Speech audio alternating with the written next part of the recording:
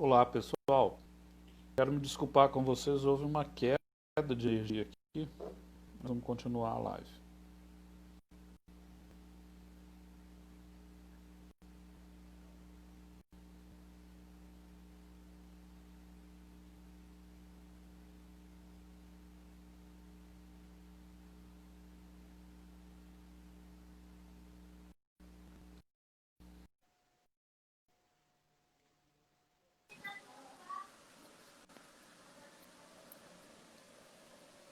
Conseguimos voltar, Paulo?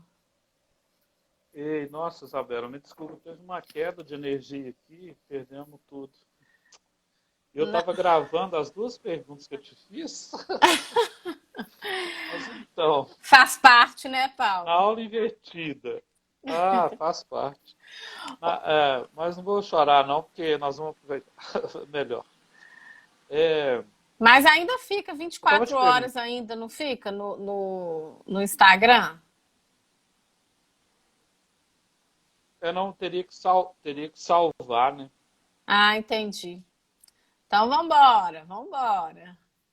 Vamos embora. Olha, eu estava te perguntando se na aula invertida é, o professor é chefe ou líder? Aí nós E falamos, né? depois?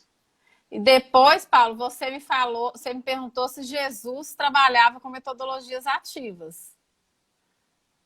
Isso, é porque muita gente, muita escola confessional, algumas, resistem a quebrar o Verdade. padrão disciplinar para fazer as coisas acontecerem. E eu respeito, concordo, não, respeito, mas não concordo. É, Jesus já fazia metodologia ativas, na sua opinião? Ele já fazia, sabe, coisas importantes que eu observo no relacionamento dele com os discípulos? Porque a gente vê, a gente enxerga Jesus ali, o líder, quando ele está não só ensinando a multidões, né? Mas quando ele está principalmente ensinando os 12 discípulos que ele chamou para segui-lo, né? E ele andava junto com eles. Isso é a primeira coisa que ele ensina: relacionamento. Relacionamento, proximidade, cuidado. Eu acho que isso só tem o professor que trabalha que é inovador, porque na escola tradicional o professor ele não tem envolvimento, né? Ele dá suas aulas expositivas ali, mas ele não tem envolvimento. Então é isso que a Annelise está colocando aqui várias coisas. Deixa eu ver se eu perdi alguma que ela falou. Que Jesus fazia pensar, que Jesus não dava respostas prontas, né? E ele não dava, você não vê ele dando respostas diretas, né? Ele ensinava por parábolas, quer dizer, ele provocava o raciocínio, ele provocava o pensamento, né? E outra coisa que ele Ai, que fazia, bom. e outra coisa, Paulo, que eu vejo que ele fazia, né? A gente tem aquela pirâmide da aprendizagem, né? De William Glasser, né? Que ela fala Sim. ali, ela vai falando, ela vai mostrando ali aquela pirâmide, você vai vendo a maior retenção que os alunos têm, que qualquer aluno, qualquer pessoa tem na aprendizagem, a partir de ações que ela faz, né? Então, eu não estou com a pirâmide aberta aqui, mas você vê o conezinho dela, que é onde existe a menor retenção, estão ali palavras como ler, ouvir, né? Parece que o aluno, 10% mais ou menos, ele consegue reter quando ele lê e quando ele ouve. Lá embaixo da pirâmide, onde há 95% de retenção, é quando o aluno ele pratica atividades do tipo ensinar aos outros, né? E Jesus fazia isso com os discípulos. Os seus ali para ele é como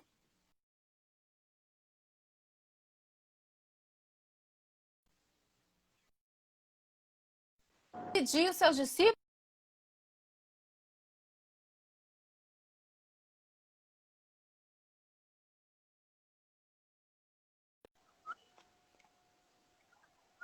for metodologias ativas. Eu acho que é o maior exemplo que a gente tem é Jesus Cristo. Ah, Isabela, você está me dando um alívio, sabe por quê? Eu estou lançando meu livro de metodologias ativas. Te mostrei já, né? Aham, já. O primeiro capítulo é do professor Jesus de Nazaré. Olha que bacana. Agora, eu quero saber o seguinte: a aula dele era invertida? Se a aula de Jesus era invertida, essa pergunta aí eu vou ter que pensar um pouco mais. Vai Deixa eu. pensando. Olha, Como era a é, aula do judaísmo tradicional? eles iam à sinagoga, né? Ouvir ali os profetas, né? Ouvir os ensinamentos ali. Essa era o ensinamento tradicional ali, né? Dos judeus. Jesus, ele ia para fora, né? Ele ensinava nos lugares que ele passeava com os discípulos, que ele andava, né? E, e ele ia andando, ele ia curando as pessoas, ele ia pregando o evangelho.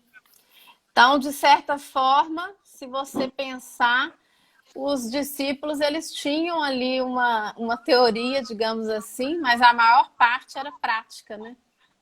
A maior parte era prática. Eu acho que se a gente estudar bastante esse exemplo de Jesus Cristo, nós vamos tirar muitas lições, viu, Paulo? Esse é um bom caminho para a gente seguir. Perfeito. A aula dele era um trabalho de campo, concordo? Concordo. Trabalho de campo Uma, vi- prático. uma visita de campo prática, ela é uma aula invertida, assim, pensando para o professor atual, contemporâneo. Eu acredito Levar que os sim. alunos à Copasa, levar os alunos ao museu, levar os alunos ao observatório astronômico. Sim, porque teve um preparo antes, né?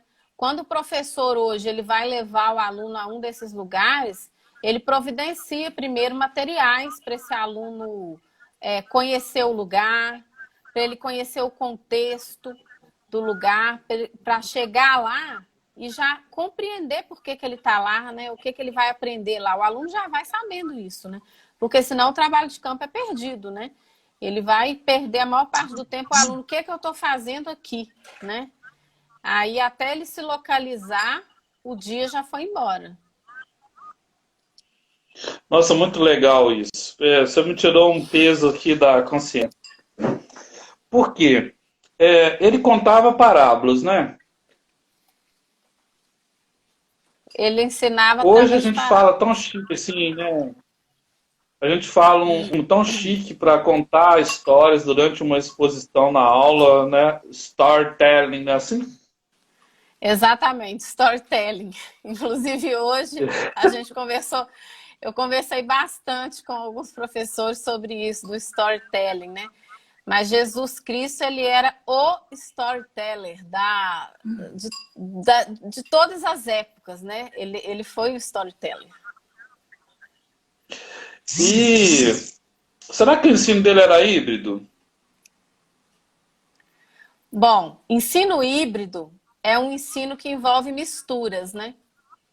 Hoje a gente chama de híbrido misturando a tecnologia, a internet com o ensino.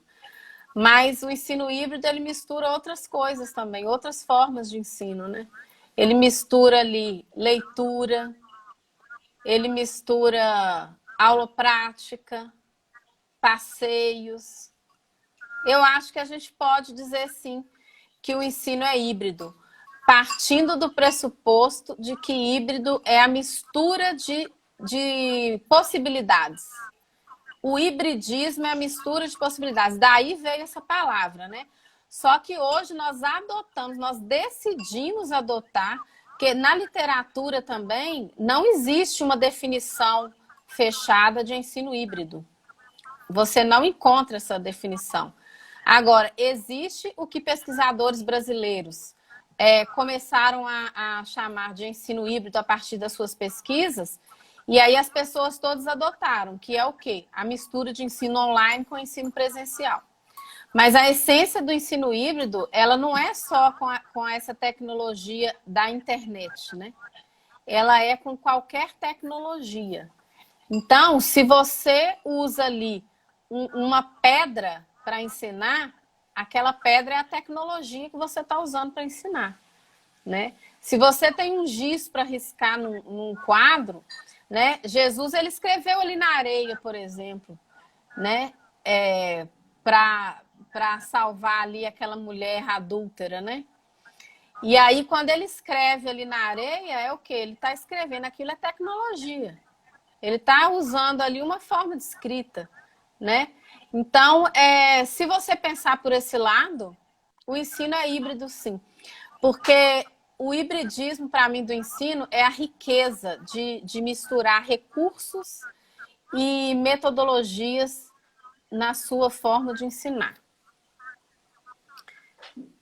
Que legal. Isabela, ele trabalhava em time? Se ele trabalhava em time, o jeito dele trabalhar era com times, né? Aliás, Jesus, ele Por quê? acreditava muito nos times, porque você vê que a Bíblia fala, aqui ó, o Willer está falando que isso é uma boa tese para o doutorado, hibridismo educacional. É verdade, O gente. William, tá aqui já, viu, William? Eu conheço o William. O William é um educador maravilhoso dessa cidade, sabe, Isabela? O que o Aham. William ajuda essa juventude, o que o William ajuda essa juventude a pensar é uma coisa maravilhosa, sabe? Ele é um professor que as palestras dele são mágicas. Olha É que muito bacana. legal. Eu não assisti uma palestra dele ainda, eu quero assistir. Você vai me avisar, Paulo, quando tiver. Você Vou conhece ele, preparar você para vai me você. avisar. Você podia fazer, inclusive, junto com ele, que o meu negócio é organizar. Oh, O bacana pessoal demais. fala. Se ele for fazer uma live aí com você, então eu tô na fila, hein? Isso, quem sabe vocês fazem junto também. Do meu Ma... primeiro capítulo aqui, acho que não tem melhor consultor do que você para esse aqui. Opa, beleza. Olha, Ô, Paulo, aprendizagem em mas time aqui, tinha. o time, vamos falar do time, né? Isso. Então, para mim, na minha visão, Jesus acreditava no trabalho dos times, né?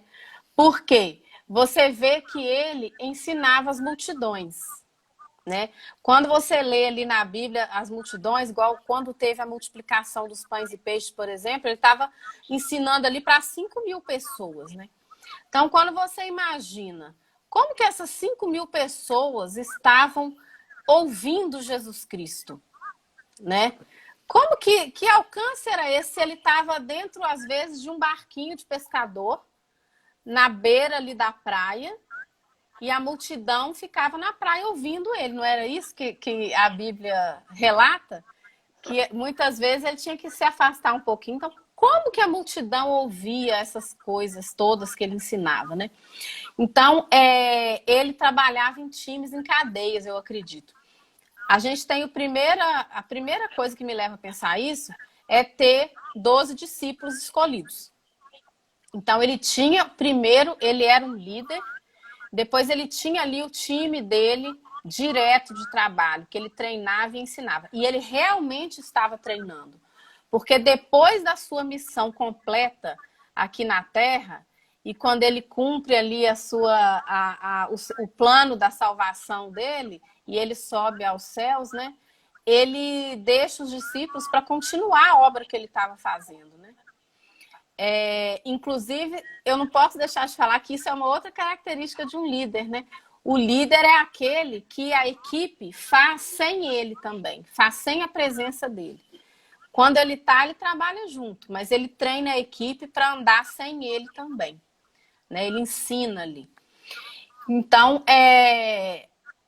o Willer falou aqui de novo, o melhor é que ele ensinava e jogava, inclusive, com os times rivais, dando oportunidade para todos seguirem o seu caminho. Verdade. Uau, tá Então, vendo? a gente vê que ele... Então, quando ele estava na multidão, Paulo, eu só consigo acreditar que esses times de trabalho replicavam os ensinamentos dele para as multidões, né? A gente vê mesmo nesse exemplo da multiplicação dos pães e peixes que ele divide a multidão em grupos para ele poder, para os discípulos poderem passar distribuindo aquela comida, né? Os pães e os peixes ali quando há a multiplicação. Então você vê que o raciocínio de Jesus são grupos de trabalho, são que a gente chama de times, né? Então esse rumo que tomou nossa conversa foi bacana demais, viu? É exemplo, ó. Isabela, eu tomei a liberdade de te perguntar isso porque não só porque é o primeiro capítulo do livro, mas é porque eu vejo alguns educadores falar o seguinte: isso é uma modinha. Não é uma modinha. Não. Sócrates já fazia isso, Jesus Cristo fazia, ele trabalhava por um projeto, né? Aprendizagem por projeto, aprendizagem por pergunta, não é? E esse Exato. rumo ele se deu por isso. As primeiras escolas do Brasil foram escolas confessionais, né? São as E agora centenárias aí. muitas delas podem fechar, sabia? Sabia. Aliás, a Esse gente é o já vê momento. isso acontecer, né, Paulo? Eu já vi isso acontecer. Os últimos 15 anos da minha carreira foi ajudar que elas não fechassem, né? Viajei menos Roraima e Rondônia. Eu fui em todo lugar do Brasil falar com as irmãs, tentar, padres também, dar uma assessoria para as escolas confessionais não fecharem, inclusive de outras confessionalidades, né? Aham. Assessorando. Se nós temos o melhor professor de metodologia ativa, como que a escola fecha? É. Né? É uma pergunta que eu fazia. Uhum. Bom, só para pegar alguns pilares aqui para você continuar com a aula invertida, ok? Ok. Para mim a aula dele era invertida. Para mim a aula dele era invertida. Por quê? Ele deveria estar na sinagoga, ele foi para perto dos leprosos, onde ninguém ia, rancenianos. Ou foi para perto da samaritana, onde ninguém ia também, da cultura Uhum. dele. Ele era da pluralidade, ele conversava com aquela mulher adúltera. Ele era Ou na beira do disruptivo. poço, disruptivo, que é muitas coisas que a gente fala hoje, quer dizer, a metodologia ativa não é uma modinha de agora. Então, esse paradigma eu gostaria que todo mundo quebrasse, né? E ele trabalhava por projeto, por time e por problema. E haja problema. Haja problema. Porque quebrar aquele povo de cabeça dura era difícil. E usava perguntas e contava histórias. Aí eu falei, pô, tá tudo aqui, storytelling. Aí eu queria eu quero que você comente essa aula invertida, mas agora sem usar a pessoa dele, se quiser pode. Mas assim, porque eu acho que a metodologia ativa não é uma modinha. Eu queria. A aula invertida dá para o aluno aprender muito, não dá, Isabela? Você que está à frente de uma escola. Olha, dá para aprender muito. E a gente vê que mesmo essas pessoas que popularizaram essas metodologias, né? Isso não vem de agora. Né? As pessoas pensam que isso são novidade, que isso são inovações. Não. São metodologias que têm, no mínimo, 20 anos atrás. Se você vai procurar as datas, como, por exemplo, né, nem vai dar tempo da gente falar muito bem do pensar, compartilhar, socializar, que é uma outra metodologia ativa, né? Que a gente chama de PCS, né, no português. Ela é da década de 80, quer dizer, tem mais de 20 anos, que 20 anos, né? Tem mais de 30 anos aí essa metodologia. Então, como que a gente pode pensar que isso é moda, que isso é novo? Não. É porque exatamente o que você falou, tem que ter uma quebra de paradigma. Porque esses professores que lançaram essas práticas, que popularizaram essas práticas, eles é que eram ousados, digamos assim, para a sua época, né? Assim como Jesus foi também. Porque o cerne, eu acho que a essência do aprendizado ativo é o olhar para o aluno. É o andar junto com ele. Porque aí você também não precisa procurar metodologias já nomeadas, né?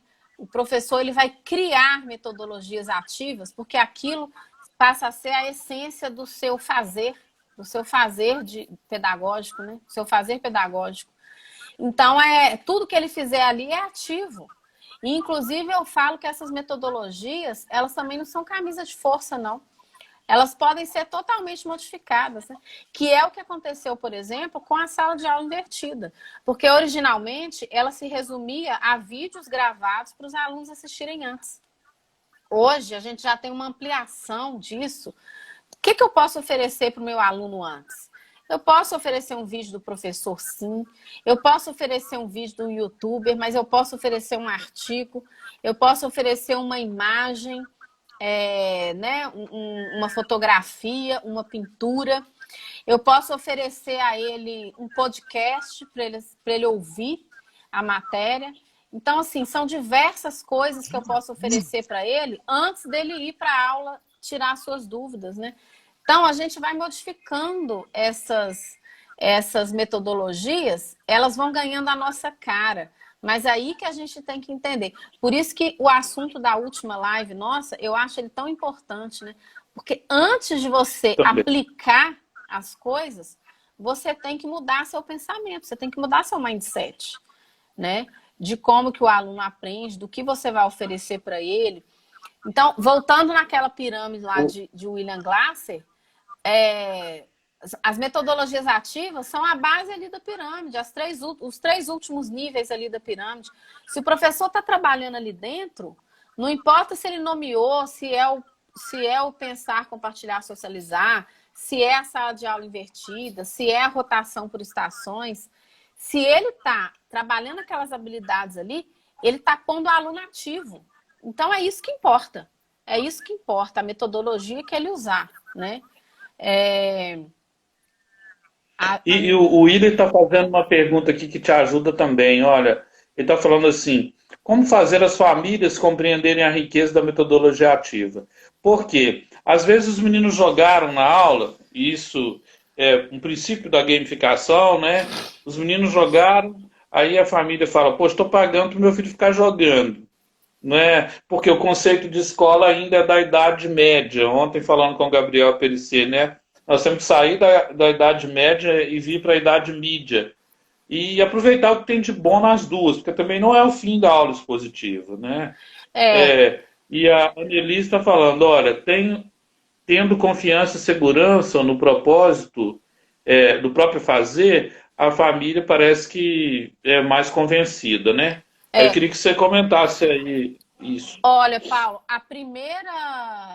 o primeiro contato que eu tive com a sala de aula invertida, ele foi super negativo, né? Até para derrubar essa máxima de que a primeira impressão é a que fica, né? Porque a primeira impressão minha foi há uns anos aí. Eu era coordenadora e aí os pais começaram a ligar para o colégio para queixar de uma professora. Por quê? Era uma turma ali de 6º ano e a professora tinha mandado os alunos estudarem o capítulo X lá para a aula seguinte.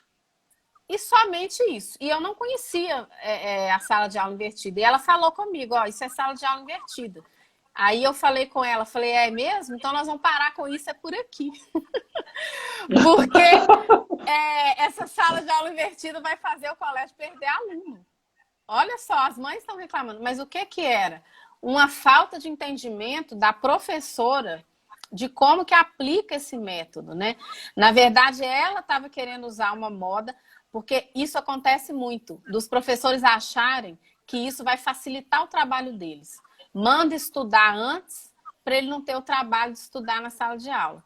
Por isso que não deu certo, e as famílias acharam ruim, né? Porque realmente o aluno, ele ficou assim, foi para casa, né? Estuda o capítulo que ele nunca viu. Então, não deu certo. É bem diferente você trabalhar, primeiro, a sua postura com o aluno. Quando o aluno vai para casa receber um conteúdo que o professor não deu ainda, ele tem que estar inspirado para aquilo. O professor tem que falar, gente, o próximo assunto nosso é tal. E eu preparei para vocês esse material super interessante. E aí o aluno vai para lá, ele já vai instigado para querer fazer isso. Porque para dar certo essa metodologia, o aluno tem que participar. Porque se ele não fizer nada e chegar na aula cru, o professor vai ter que gastar a aula para dar a aula expositiva, né? Então, isso aí tem que ser muito bem planejado em acordo. E as famílias, né? Como é que faz com as famílias? Elas têm todo o direito de entender essa metodologia. Então, a escola tem que falar com as famílias que vai utilizar a metodologia sala de aula invertida, que ela funciona assim, assim, assim. O aluno vai receber aqueles materiais antes. Ela tem que entender que o propósito ele é benéfico para o próprio aluno, porque ele vai estudar e vai trazer as dúvidas para a sala de aula, vai ter um aproveitamento do tempo muito melhor para ele vai ter um aprendizado muito mais significativo. Então, eu acho que quando dá errado, é porque a gente não fez por onde. Eu acho que o colégio ele tem que orientar. O colégio ele tem que orientar a família, ele tem que falar daquilo de uma forma leiga, né? Que o pai não é pedagogês, que eu falo, eu chamo de pedagogês. Pedagogês, não adianta falar pedagogês com o pai, né? Você tem que explicar os seus objetivos de uma forma muito boa, mas de uma forma com um vocabulário que ele entenderá e ele vai virar seu parceiro. Ele vai virar promotor da metodologia ativa e vai contar para os outros. Ó, lá na escola do meu filho, usa essa metodologia invertida, ele não perde um minuto de aula, ele leva os questionamentos, ele está aprendendo muito mais. Aí a gente faz o pai ser parceiro, né? Ele tem que entender o que a gente está fazendo. Isabela, e é possível também aplicar com o pai isso, né? Você manda uma palestra para o pai, de poucos minutos, hoje tem tantas, né? Seja de alguém da própria escola ou de algum TED, alguma experiência, o pai vê e depois na reunião, né? Pega isso que foi, pode ser até um podcast, né? Você manda algo para ele ouvir no carro. E eu tenho visto escolas que têm inovado assim. Ela criou o roteiro de podcast dela para o pai escutar onde estiver. Numa experiência que a gente chama de escolas das famílias, tá? Depois quero até te apresentar. A gente manda o podcast, o pai escuta e depois ele entra em contato. E também uma coisa que precisa entender é que a escola é pro filho, né? Exato. Que eu tô vendo o pai intervindo em aulas aí, né? Na plataforma que é a aula do filho. Então eu acho que isso é pai helicóptero, ele não deixa o filho crescer. Exatamente. Queria te ouvir. E da mesma maneira que quando estávamos presenciais, né? O pai não podia entrar no colégio e entrar na sala do filho e falar alguma coisa. Hoje, que é online, ele não pode também entrar ali na aula, porque ele está junto ali na sala e interferir naquilo, né? É um momento do aluno mesmo. Agora, Paulo, o que você falou ali de usar a sala de aula invertida até com os pais, eu acho isso super interessante. Eu vou te falar que eu acho isso a coisa mais educada que alguém pode fazer também. Porque a pior coisa é você ir para um lugar, para uma reunião, seja o que quer que seja, sem saber nada do que vai ser falado ali, né? Surpresas. Eu acho que a gente não tem condição mais de ter surpresas nas aulas. Isso diminui até o engajamento, né? Surpresas também nas reuniões de pais, não. Eu acho que é super válido mandar para o pai as coisas, colocar ele a par de assuntos interessantes ali da reunião ou do próprio filho, né? Porque a gente vai educando as famílias também na parceria e no engajamento, né?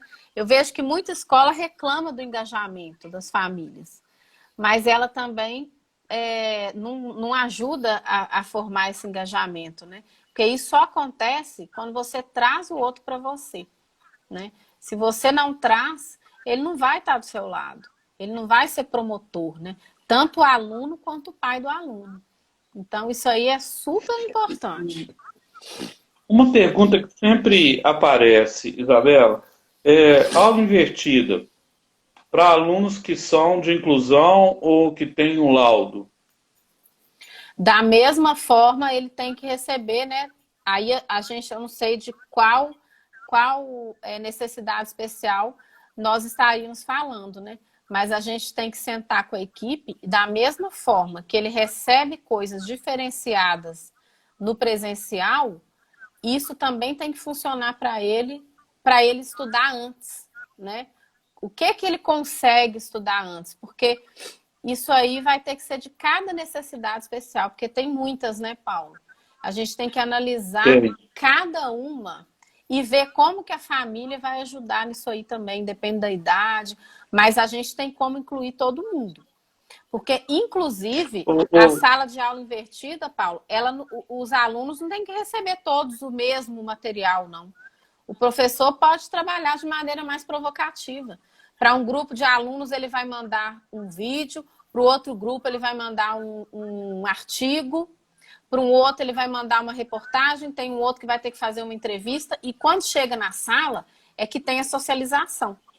Então, com essa forma, você inclui ali os alunos que têm necessidades especiais também, né?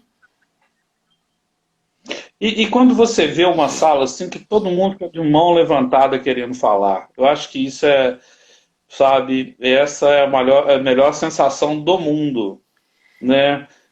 Você vai tomar café, tá na hora do recreio, e aí os alunos vão te buscar na sala dos professores. É. Isabela, eu quero te fazer uma pergunta de gestor para gestor. Uhum.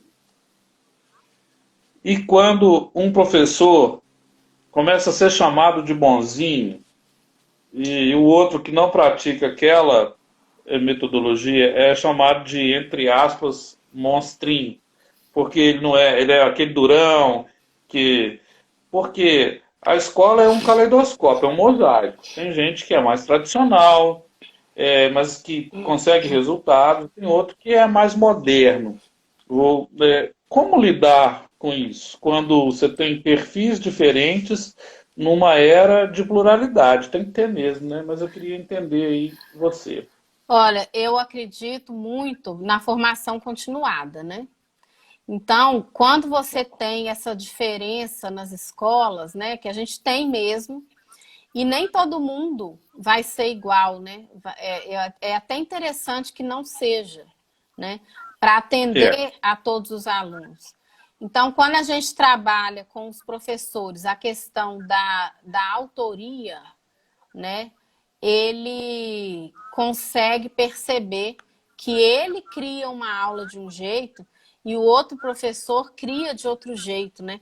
Não adianta um professor ele buscar o estilo de outro, né?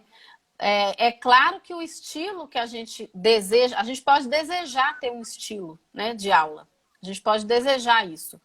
E aí nós vamos trabalhar para ser, porque a gente tem sempre um palestrante que a gente admira, gosta da forma dele ensinar, mas nós nunca vamos ser igual a ele. Por quê? Porque ele tem a essência dele, ele tem o jeito dele, da personalidade dele, né? E ninguém nunca vai trocar de personalidade. Então, se é um professor mais tradicional, mais sério, a aula dele, por exemplo, não vai ter muita piada, porque não vai combinar. Os alunos vão achar estranho, né? Já tem professor que, se todo mundo levantar a mão ao mesmo tempo, ele vai se desequilibrar totalmente. Então, vai muito dos anos de estrada. Agora, você falou que a melhor coisa do mundo é todos os alunos de mão dada te buscando na sala de aula, na sala de professores, né? E eu pensei no contrário. Realmente, a pior coisa do mundo é você acabar de dar uma aula e aí você pergunta, alguém tem alguma dúvida, alguma questão? Ninguém abre a boca. Quer dizer, nu. você não provocou nada neles, né? Eu não vou ser assim tão vaidosa de pensar que a aula foi tão boa que não teve dúvidas, né? Não, a aula não trouxe nada novo, porque para mim o que ensina é o que te faz querer levantar da cadeira, incomodar ali, tem cupim ali, formiga ali, te faz ir buscar outra coisa. Então a aula é boa quando todo mundo quer falar mesmo, quer comentar, às vezes não quer perguntar, quer fazer comentário, contar uma coisa, né? Elaborar, ou então perguntar mesmo alguma coisa, aí sim é uma aula melhor do mundo, porque sem interação não tem como. Ô, Isabela, eu vi uma professora de artes fazer uma coisa maravilhosa junto com a coordenadora, e nessa escola eu estava diretor, né? Eu ajudei um pouquinho, mas quem fez tudo foram elas, né? Uhum. Elas pegaram essa técnica que, esse nome em inglês aí, né? Design Think, não sei falar essa coisa. Aham. Pegaram o design, pegaram lá, né? Tem gente que fala que eles têm algum acordo com aquele negócio que produz os papeizinhos, né? Como é que chama? Post-it. Nossa, esqueci o nome. Post-it, Post-it. né? Isso. Eles fizeram um exercício sobre perfil de professor com os alunos usando os post-its. Para mostrar para os alunos que o mosaico é mais bonito do que tudo colorido da mesma cor. Não é? É mais ou menos como essa parede aqui, não é? Olha, ela é verde, mas tem branco, tem verde mais claro. E para os alunos entenderem que não é aquela aula que é melhor, é a formação que ele vai ter depois que ele passar. Porque nós estamos discutindo itinerário, metodologia ativa, BNCC, tudo no mesmo bojo, já viu? Você vai em tudo quanto é congresso, é isso, Sim. não é? Só que quando a gente volta para o chão da nossa escola, a gente tem que ver o que é aplicável, né? Exatamente. E não é toda metodologia ativa que vai ser aplicável para todo mundo, porque também, senão vira uma coisa estranha. Eu queria te ouvir sobre essa diversidade, né? Tem time, tem personalização, tem aula invertida, ensino híbrido, tem STEAM, design, storytelling. Não é todo mundo que vai usar Não. tudo, mas para aquela disciplina, né, tentar ter uma parcimônia, sei lá, uma economia também. Se todo mundo for fazer tudo, vira uma loucura. Vira uma loucura. E eu acho que o que vira uma loucura é a cabeça do professor. Porque ele acha que ele tem que Mesmo. começar a praticar tudo, né? E é aí que as coisas começam a dar errado, né? Storytelling, por exemplo, não é simplesmente contação de histórias. É, Ele tem como é que se diz? Uma estrutura. Ele tem uma estrutura ali para ele ser aplicado. Não é uma coisa simples. Então, não adianta você sair pedindo para os professores usarem storytelling nas suas aulas. Não. Primeira coisa, para a cabeça do professor não ficar louca, a escola tem que ensinar a ele as metodologias, para elas serem aplicadas de maneira assertiva, né? Segunda coisa, vamos tirar de cabeça também que para ele ser um professor inovador, ele tem que pegar essa lista de metodologias e começar a aplicar na sua sala, né? Ele tem que tirar isso de cabeça. Ele tem que trabalhar o quê? Ele tem que trabalhar ali o cone da aprendizagem. Ele tem que fazer o aluno discutir, debater, trocar ideias com os outros, ensinar os outros, escrever um artigo, entrevistar pessoas. Quando ele faz essas atividades que são mão na massa, que o aluno vai produzir, que ele vai ser ativo, aí ele está trabalhando metodologias ativas. Então, o primeiro passo para mim é esse. Agora, se ele quiser estudar como se aplicam as outras metodologias e começar a testar, eu também acho ótimo. Acho ótimo que ele faça isso.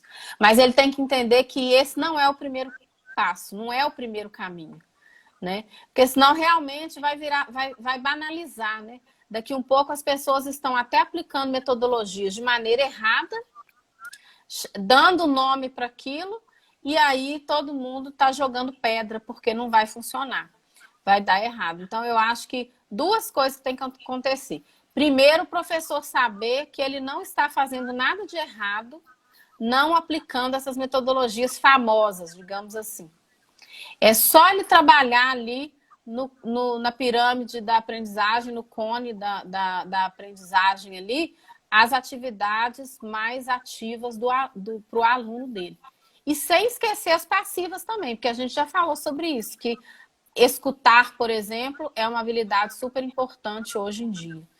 Então, e outra coisa é a escola capacitar seus professores para aplicar. Porque eu contei a minha experiência aqui, né, de uma professora que não sabia aplicar a sala de aula invertida e ela estava prejudicando o colégio, né, criando tumulto. Por quê? Porque estava fazendo errado. Então, a gente tem que ter certeza do que está fazendo. Uma coisa que eu sempre falo para os professores é o seguinte: faça o que você tem segurança. Eu estou aqui para te ajudar a inovar e mudar. Eu vou para a sala de aula junto com você, se precisar. Mas anda no terreno que você sabe que é firme. Porque o outro pode até parecer melhor, mas se você for com inexperiência, sem apoio de ninguém, vai dar errado. Então, não tem como. Nossa, Isabela, isso que você fez aí nessas 3 lives até agora é um MBA, viu? Que é o meu sonho, é uma aula de, um tempo de MBA. Eu quero te agradecer, o tempo voou. Voou. E aí vem o nosso quarto encontro, não é? Eu já estou ansioso, é dia 11. Então, pessoal, vocês que estão vendo aí, convida mais alguém. E é muito bom aprender, né? Eu queria que você fechasse a nossa live falando sobre intencionalidade pedagógica, que eu acho que parece ser tudo aquilo que você falou. Se eu estiver errado, você me corrige. Assim, uma intencionalidade pedagógica com formação continuada pode ser uma solução, assim? Exatamente, Paulo. Quando as pessoas falam de intencionalidade, aí eu logo me lembro de planejamento, né? O professor, quando ele faz uma aula que é considerada boa e deu resultado, esse professor externou ali a intencionalidade que ele tinha para aquela aula. Daí a necessidade de se planejar. Porque se o professor ele vai para a sala de aula sem saber que caminho seguir, então ele não sabe também o resultado que ele vai ter ali, né? É igual uma viagem que você faça, que você planeja essa viagem. Você pode até mudar o caminho dela, né? Mas você sabe o seu propósito. Então você chega lá. É meio que a intencionalidade para mim, ela é isso. Ela é o professor saber que tudo que ele faz em sala de aula gera aprendizado. Tudo. Até a forma como ele arruma as carteiras na sala, né? Que a gente até ia falar um pouquinho disso, não deu tempo. Mas até a forma como ele organiza ali a sala de aula dele tem intencionalidade.